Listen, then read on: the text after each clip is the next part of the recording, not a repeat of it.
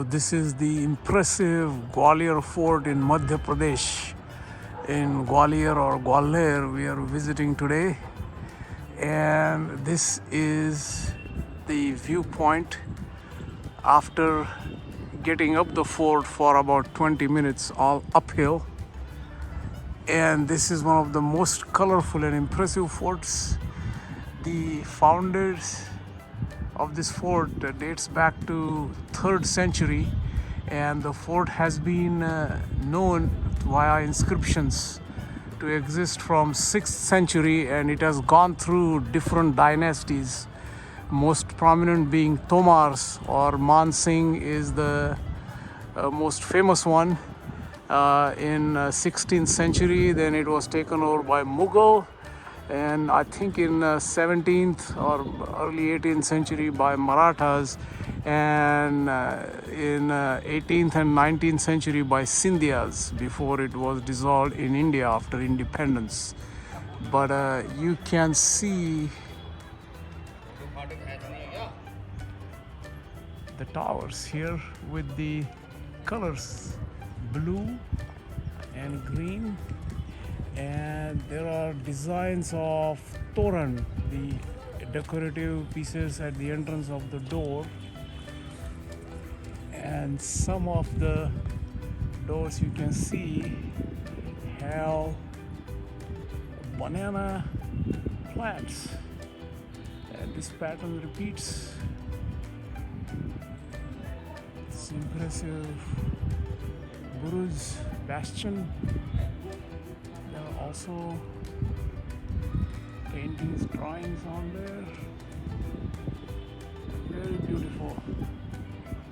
And one of the interesting things about this fort is you see the lower wall, they have carved out a pillared room inside, and as you come along you see the sculptures that have been dug out.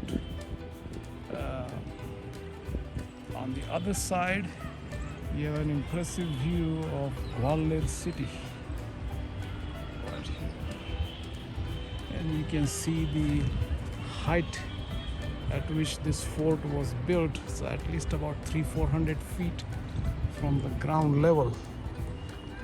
So this is a very beautiful fort that we are witnessing here. So this is one of the ornate entrances, gate to the fort, and you can see how beautifully sculpted this is. You also see the design on these towers flanking the main entrance here.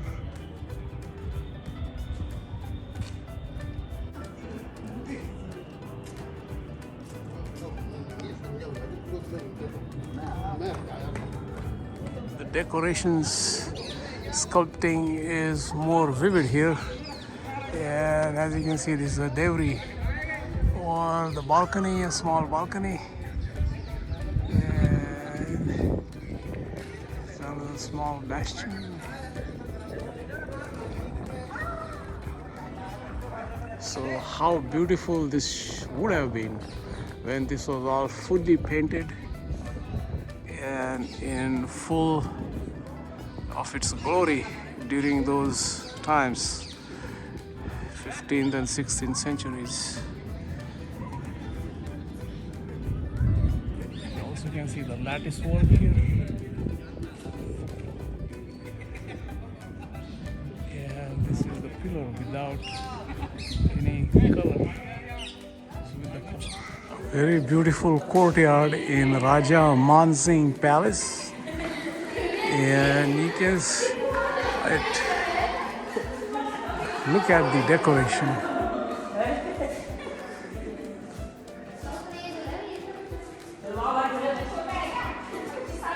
Very intricately carved, and this goes all along. very beautiful lattice balcony kind of thing here.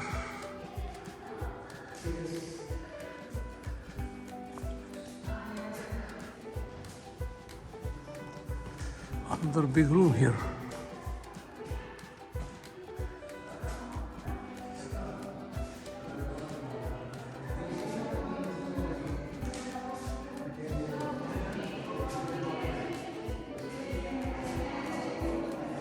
See how beautiful it looks.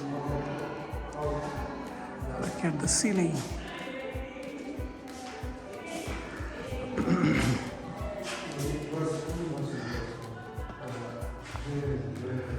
Going into the other room here.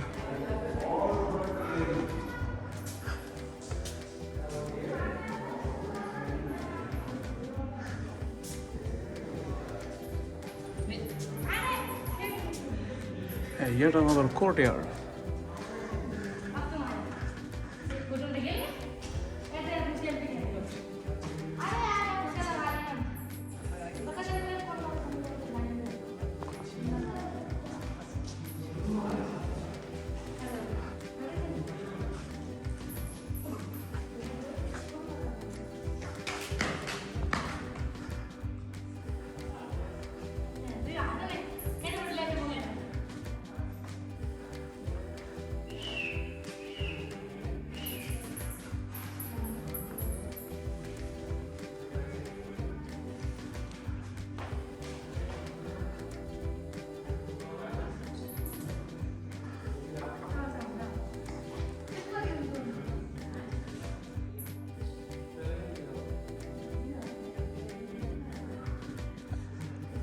So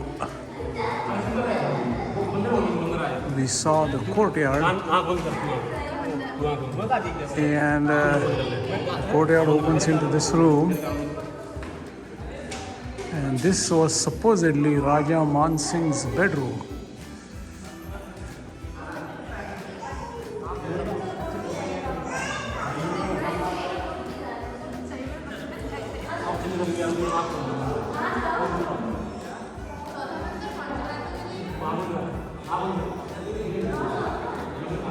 It has a lattice window here.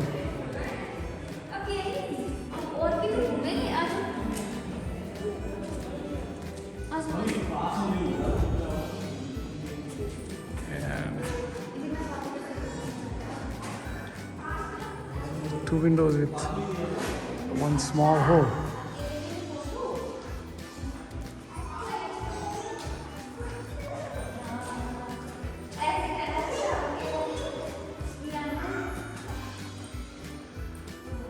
So there are 2 stories down from the other end of this room after the courtyard, and so other than King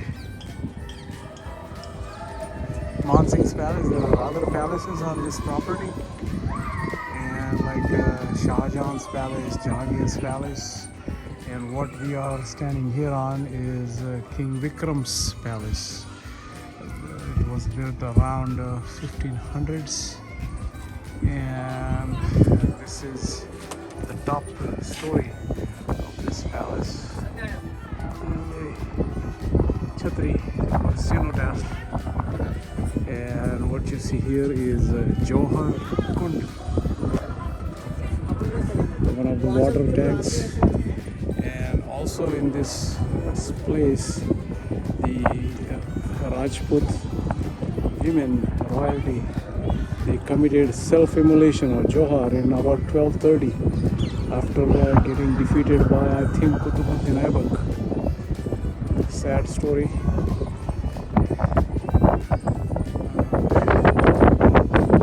How this place looks like.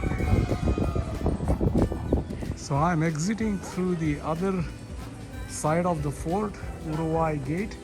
And as you go down, you have the stone-carved, rock-carved statues of Tirthankars, or the Jain spiritual leaders, as you can see here. It's really huge. And this is the terrain looks like. You go down from here. It's about half a mile from here to the entrance of the fort. But see that beautiful temple dome that they've carved out.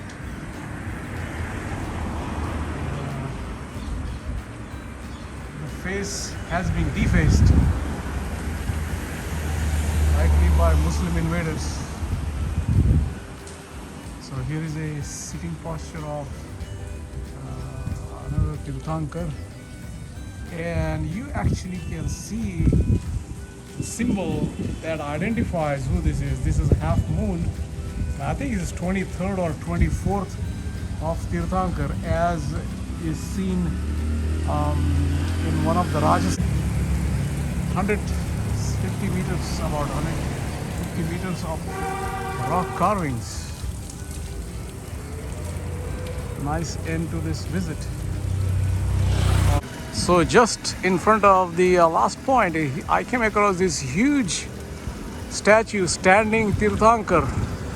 I want to say it's at least 50 to 60 feet tall, with a very serene expression, meditating.